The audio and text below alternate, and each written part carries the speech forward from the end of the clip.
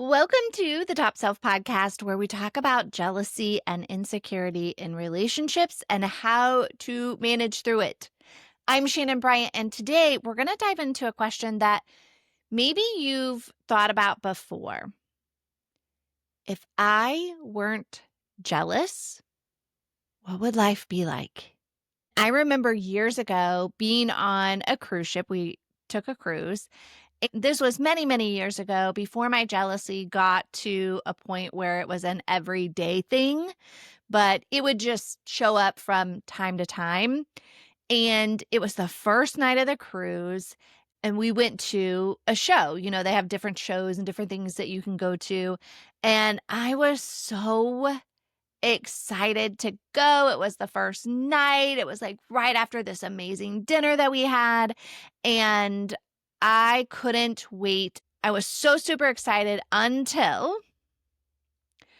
the women started coming out dancing, wearing a thong outfit with like the nude hose, the nude colored hose underneath, like that you see performers have. And I felt like this knot in my stomach. And it really caught me off guard. I didn't expect it. I didn't expect that they were just going to be wearing thongs and I'm going to be sitting here looking at their butts the entire time. And again, this was years ago. So this was before it was commonplace to show your whole rear end in public. Like it really wasn't a thing, at least here in the US. And all I wanted to do was get up, walk out, go to my room, and curl up in a ball and just cry. But I couldn't leave. I felt that trapped feeling like, oh my gosh, make it stop, make it stop, make it stop. And as I sat there, I just like was looking around. It was a sea of couples, of course, right? On this cruise. I mean, it's just all couples mostly. And all of them are sitting there watching these gorgeous women dancing around in a thong. And I noticed that the other women there just like relaxed. They were smiling, they were having fun, not even paying attention to like what their partner was looking at. And seemingly like not having a care in the world. This didn't seem to bother them at all. And I remember thinking, how does this not bother you? How are you not dying inside right now? How are you able to do that? Like, and why am I so different than all of these other women? I wanted so desperately to be like them, to be a woman who could just enjoy herself without constantly monitoring and analyzing.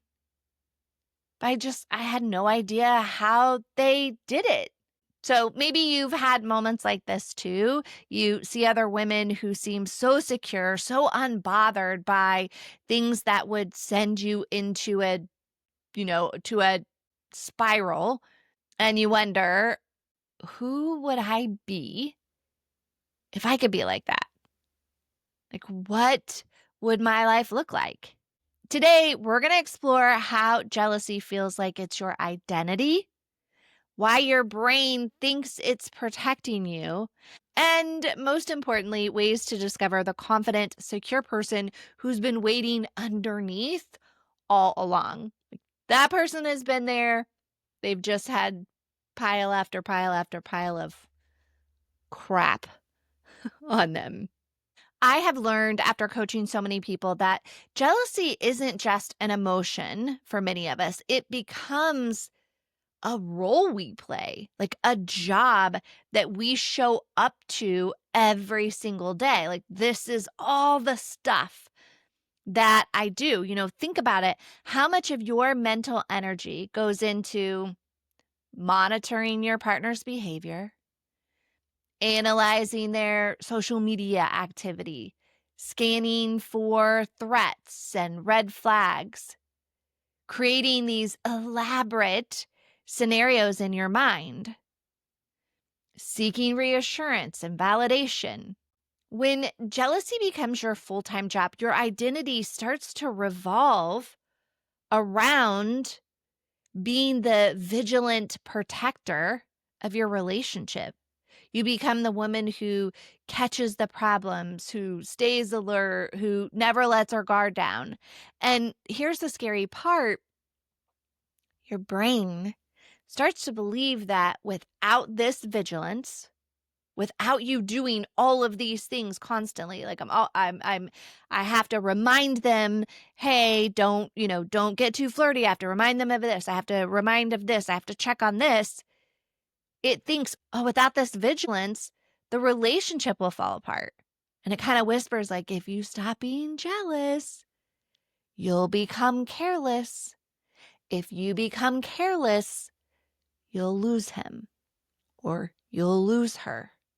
I have heard this so many times, and I remember thinking that so often, like, well, if I don't keep doing this, then they're going to mess up or someone's going to come in. If I don't remind them, if I don't protect, then what's going to happen?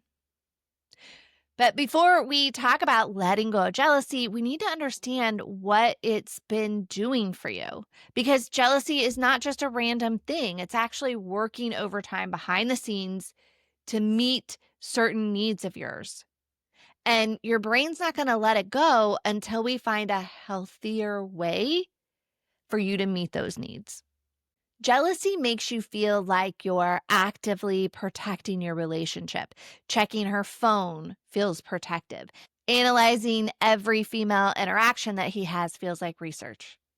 But jealousy only gives you the illusion of control while actually making you completely out of control, completely powerless.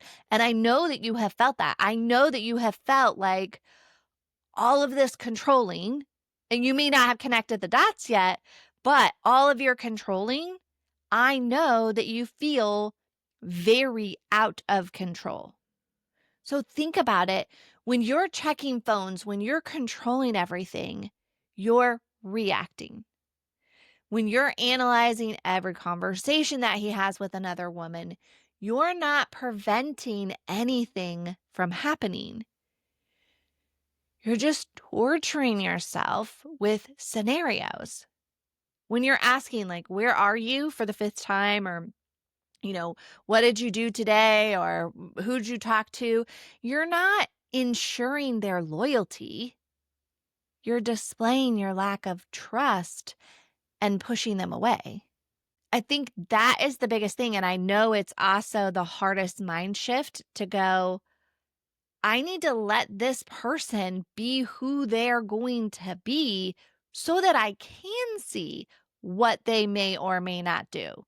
But we're so busy controlling their environment and controlling and feeling like we're protecting the relationship. And that is how we're going to keep it. And that's how it's not going to fracture or crack or mess up. We're not going to get left that way. And that's not it.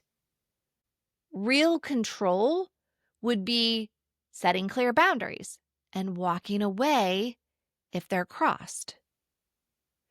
Real control would be choosing partners who are trustworthy in the first place.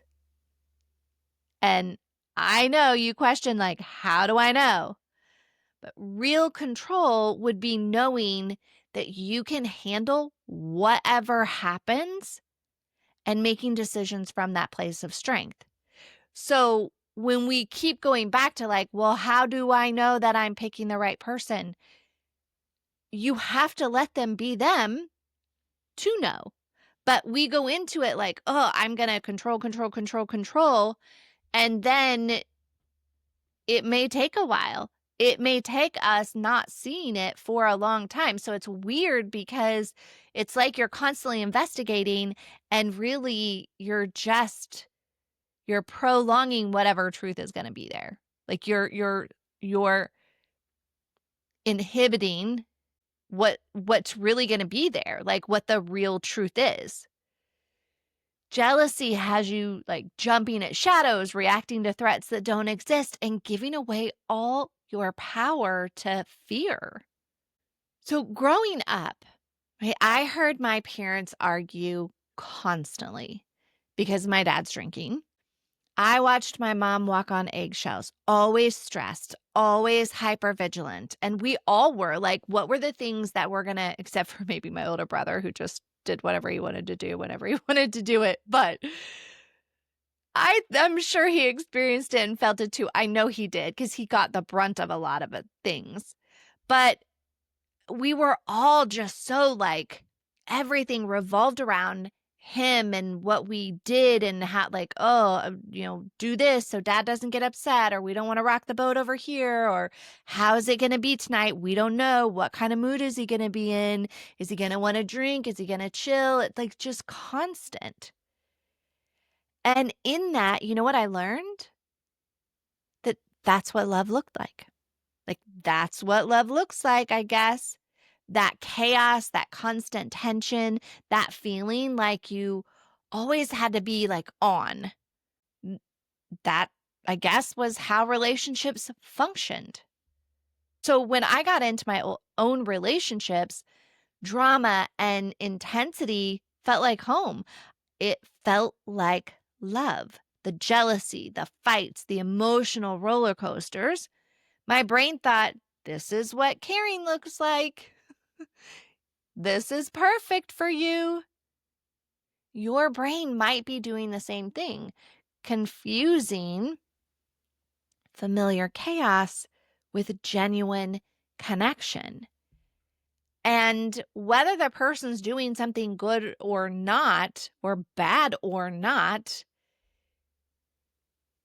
you trying to control the situation and always being on and always being hyper vigilant is going to block it's going to cause chaos.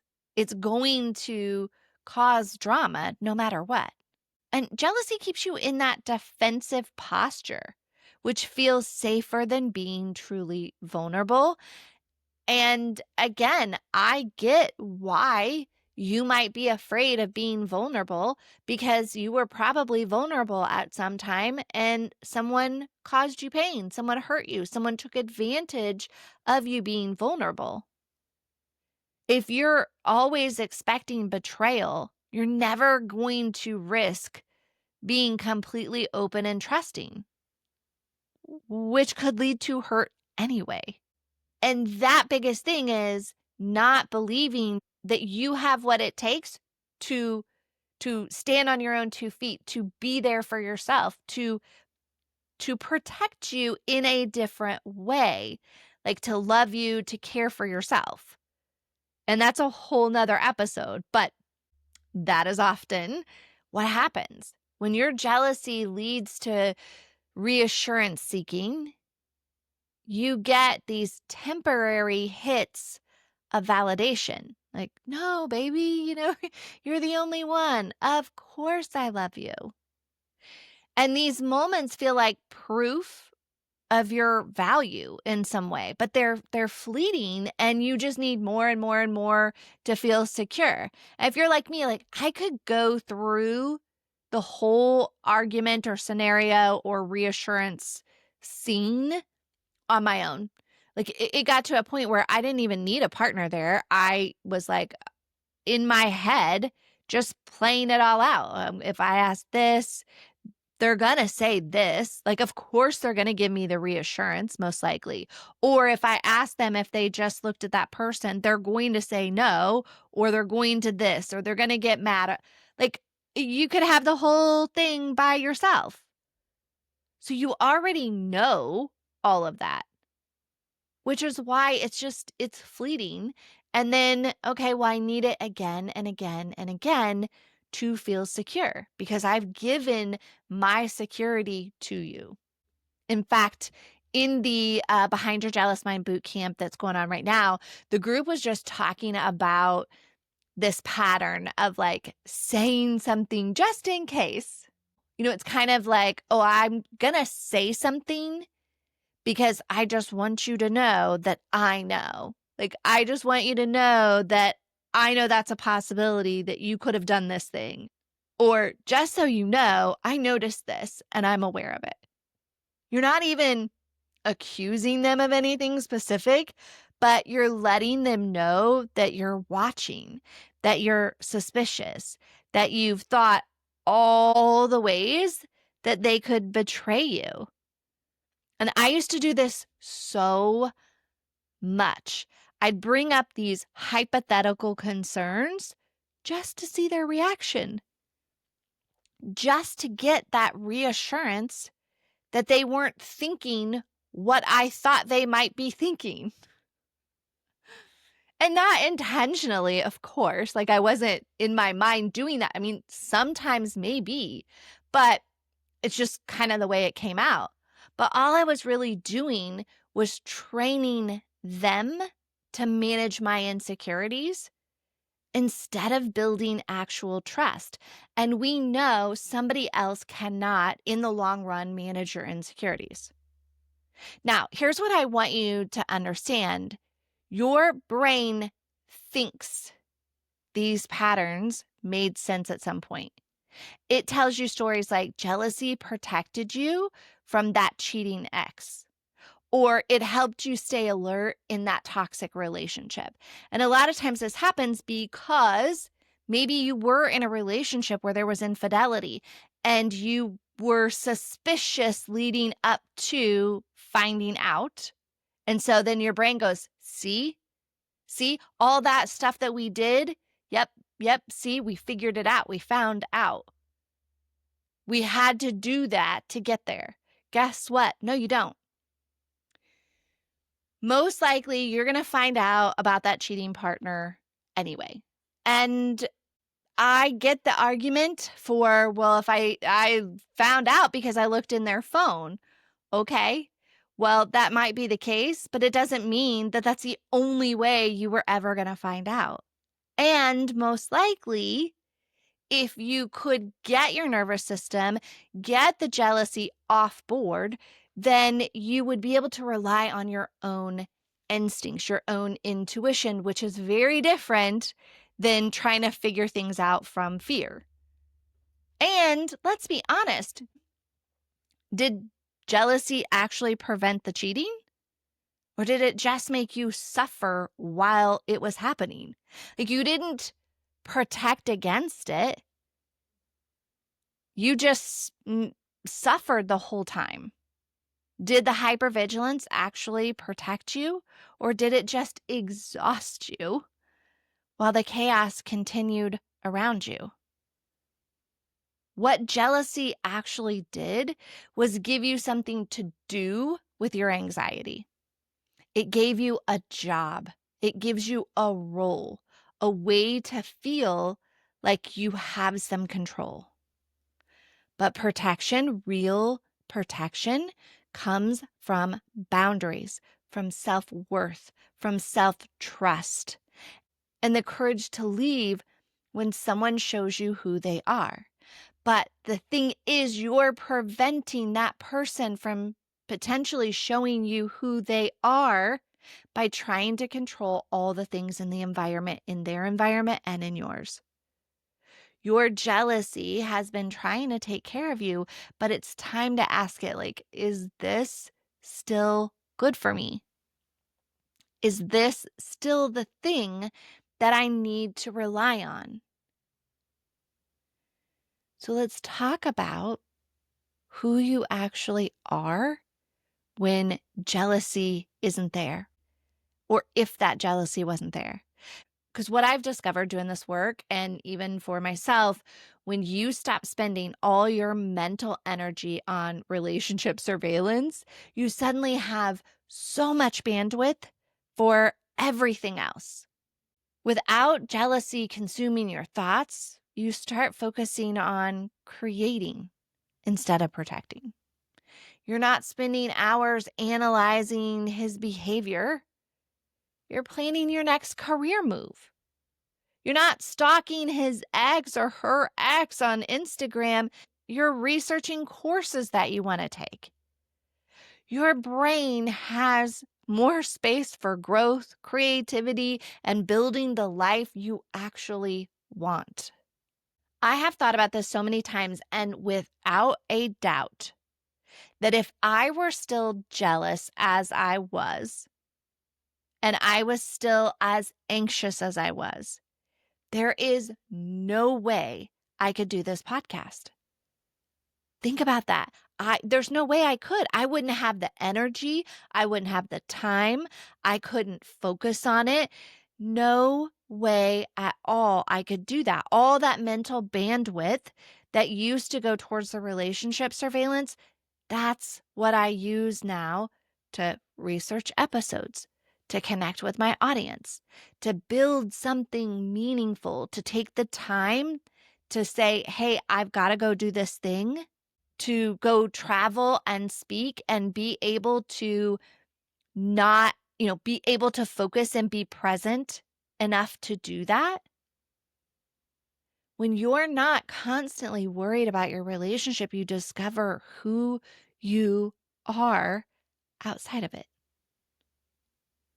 You discover what you want to do outside of it. How many hobbies have you abandoned because you're too anxious about your relationship? How many friendships have you neglected because you're too busy monitoring your partner because you don't want to go? Oh, I don't want to go have drinks or dinner with my girlfriends because I'm worried about them being home. Oh, I don't want to go leave and see my Nana who's sick because I'm afraid to leave. Without jealousy, you remember what you actually enjoy.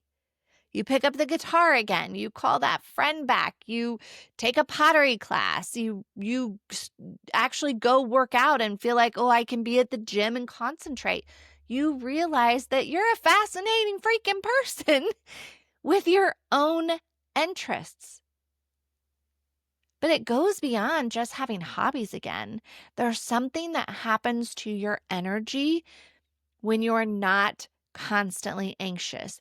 And I will tell you, for me, that is by far that's the life-changing piece for me, is that I do not have that sinking stomach feeling, that racing heart, that I see this all the time with my one-on-one clients. I can see them and feel the anxious energy from them through the Zoom call. I can feel it. When you stop being the person who's always worried, always checking, always needing reassurance, you become incredibly attractive and strong, not just to your partner, but to everyone around you, and most importantly, to yourself. There's something magnetic about a person who trusts in themselves, who's engaged in their own life, who doesn't need constant validation to feel okay. I'm not saying this to make you worry even more. I'm just letting you know that's how you could be. Jealousy only keeps you playing small and playing safe. Without it, you start saying yes to opportunities. You apply for the promotion because, yeah, I can think about it. You book that trip. You start that business. You have conversations you've been avoiding. You become brave in all areas of your life, not just your relationship. And that's the biggest thing that I have seen. But maybe the most beautiful part is how it affects your daily experience. When you're not constantly living in future scenarios of betrayal or past memories of hurt, you can actually be here, enjoy dinner with your partner, be present with your child. You can laugh without wondering if you're being too much or this or that. You can have sex without your mind racing of, oh, are they thinking about someone else? Who did they see today? Are they thinking about me? You become fully present in your life. When you stop looking for problems everywhere you actually become better at sensing when something is wrong. Because right now, everything is wrong. You can take every little thing as an indication, as a possible hint. It's like, driving, like having a car alarm that goes off every time a leaf touches it or every time the wind blows. When you turn off that hypersensitive alarm system, you can actually hear real warning signs. Your intuition becomes trustworthy again. And I remember this, growing up, and no fault of my mom, but she would always like, no, no, everything's okay. When I could start to tell when I was getting old enough to like really start to tell like, oh gosh, something's off, or they're arguing, or my mom's worried about something, like I could tell she was stressed, or just starting to understand like, oh, my dad hasn't been here all night long. And she would go, oh no, everything's fine, just trying to protect our kids. But that actually does then start to mess with your intuition. Like, I intuitively knew something was wrong, but then somebody saying like, oh no, no, no, no, everything's fine. You start to not trust yourself. So when you can get back to, oh, I do trust myself to know when there really is something, and not just, oh, I'm being hypervigilant that everything is something, you actually get the intuition that you want. It actually starts to become trustworthy again. The person you are without jealousy isn't someone you need to become. They are who you naturally are when fear isn't there. Like, you already are that person. So, how do you actually do this? How do you transition from jealous girlfriend or jealous boyfriend to a secure, confident person?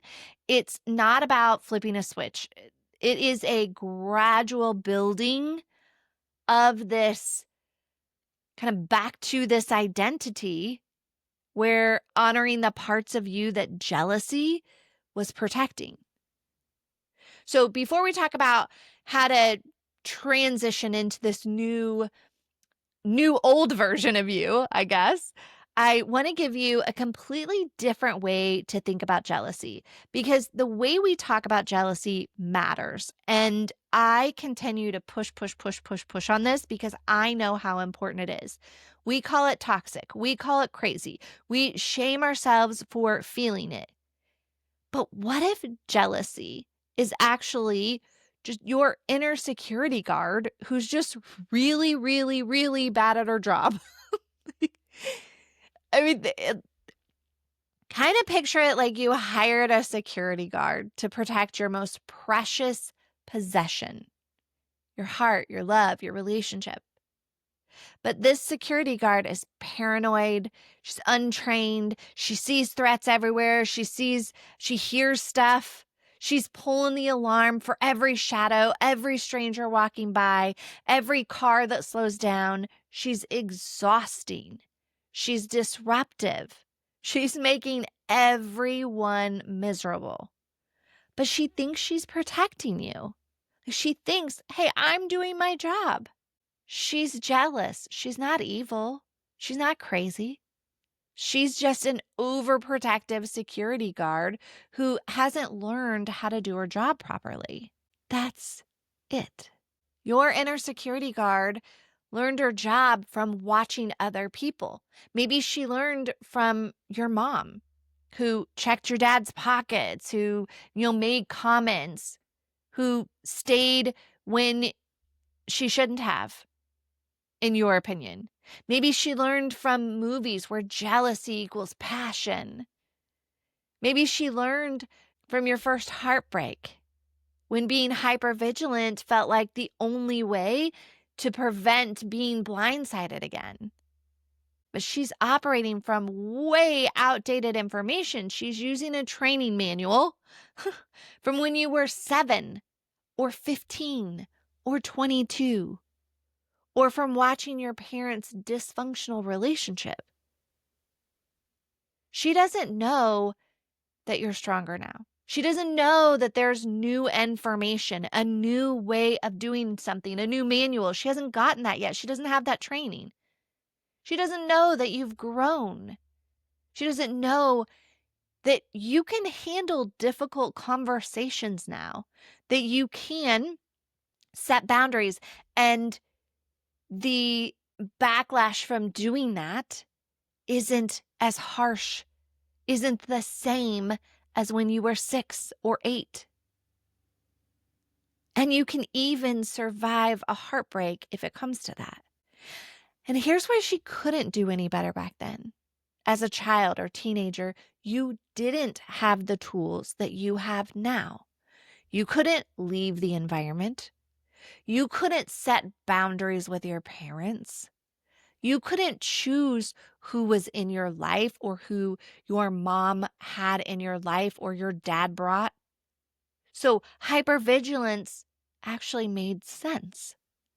Watching for these emotional landmines, trying to predict and prevent chaos. That was your survival, to predict and prevent pain. Your security guard learned her job during a time when you were truly powerless. And she's still trying to protect that vulnerable child who couldn't protect herself. So of course, think about if you babysat for a friend's toddler or baby, 6-month-old baby. You might be a little more like, oh gosh, I gotta watch this, I gotta watch this, I gotta watch this, than if they were 16 or 14. Well, maybe that's not a good age. You gotta watch them when they're 14 or 16 too. But you get my point. The security guard doesn't need to be fired. She just needs to be retrained. She needs a new protocol. Instead of scanning for threats 24/7, she needs to learn how to access real threats versus imagined ones. How to communicate concerns without sounding alarm, like, oh, I'm gotta make a big deal, or this is so bad that there's negative things in the relationship. How to trust your partner's character over her fears. How to step back and let you handle things. This is where the real work begins. You're not getting rid of your security guard. You're teaching them to be more effective. You're updating the training manual with who you are now and the tools and the adult brain and the access to things and the knowledge that you can protect your own self now. What you're capable of handling. So, while we're still training, the next time your security guard starts sounding the alarm, instead of immediately reacting, you can say, right, thank you for trying to protect me. Let me assess this situation with my adult brain and see if it's something we actually need to worry about. And when you, in your mind, get that answer of what you really feel like deep down, trust that. I cannot tell you, and I felt it too. I don't think my husband is out there cheating. I didn't think, and I know you don't often either. That's what's so interesting. I'll say, what do you think? Do you really think they did this thing? No. But what if they did? Right? Old training. And we can't do that through willpower or just deciding to stop being jealous. You know that by now, or you would have already done it. It's about creating a new system and new habits that serve you better. So here's what you can write down. And if you are driving, maybe just go back to this episode and write these down. But what are the actual deal breakers? Not the anxious, like what ifs, but the real lines that, if crossed, would mean that the relationship was over. And then what is some evidence of your partner's trustworthy behavior? I think this is so important. Write it down. When have they followed through? When have they been honest even when it was hard? I know your brain already went to, and they were dishonest when it was hard. Okay, but when were they honest even when it was hard? When have they chosen you? Build a real list, not just feelings, but a real list. Like, go back, think about it. And then write out your own capabilities. How have you handled difficult situations before? What evidence do you have that you're resilient? What skills do you have now that you didn't have as a child or in a past relationship? So when jealousy pops up, instead of acting on it immediately, pause, breathe, ask yourself, what would the secure version of me do right now? If I was not someone who felt jealousy, if I were the person, or better yet, I am the person before these things happened, how do I respond? Start building evidence that you can feel jealous without being controlled by it. When you're not consumed with relationship anxiety, you become a better friend, you're more present, you're more supportive, you're less likely to cancel plans because you're having a jealous spiral. Your friendships can deepen because you're bringing your whole self to them, to the dinner, to the drinks, to the whatever. You don't need to feel shame for feeling jealous.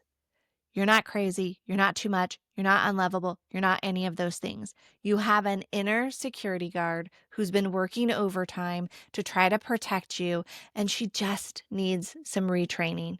The woman you are without jealousy running your life isn't someone you need to become. She's someone that you need to remember. She's the one who laughs easily, who trusts deeply, who loves deeply and freely. She's the one who has dreams beyond her relationship, who knows her worth, who can handle whatever life brings. And she's been there all along, waiting for you to feel safe enough to let her lead again. It's been a long time. It's time to let her lead again. Until next time, take care and remember, you're not alone.